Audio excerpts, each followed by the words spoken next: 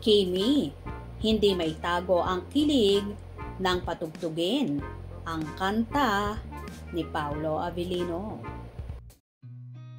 I've seen a lot of change, been through a lot of pain. Some things are not the same as they were a year ago, but all will be okay. I move on each and every day. The past. Inasar ni Vice ganda si Kim Chiu sa It's Showtime.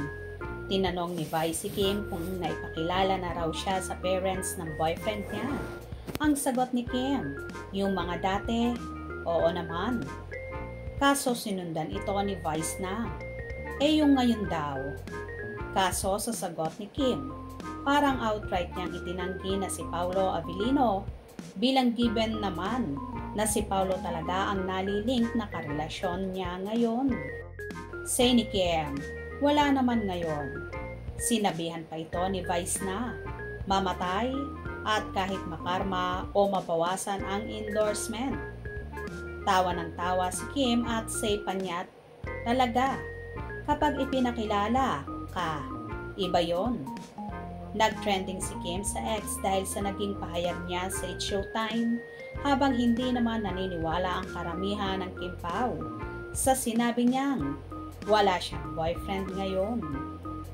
Samantala, pinatugtog naman ang kanta ni Paolo na Hiling kung saan tila ba kilig na kilig si Chinita Princess kaya naman lalong inasat ng mga co-host at lumabas na naman ang pagiging lambot-lambutan ng dalaga kapag napag-uusapan na ang sinasabing karelasyon na niya na si Paolo Avellino.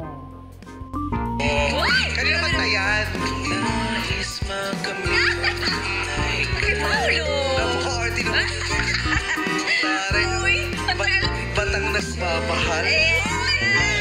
May ibang kislap at ningning. Yes. Kahit rami na.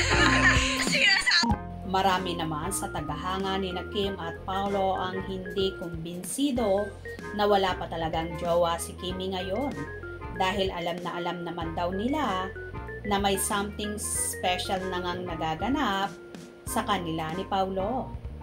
Anyway, ayaw pa mang umami ni Kim sa publiko sa totoong relasyon kay Paolo, panatag naman ang kanila mga tagahanga at nag-aabang na lang sila ng pag-amin ng Kim Pao. Well, ibalato na lang muna natin sa Chupaw yon kung gusto muna nilang maging pribado ang pagiging buhay pag-ibig nila ngayon. Ang mahalaga, so happy sila at very contented kung anong meron sila sa ngayon. Kaya abang-abang at huwag na huwag bibitiw sa mga maiinit na kaganapan. Hope you enjoyed. Please subscribe for more info.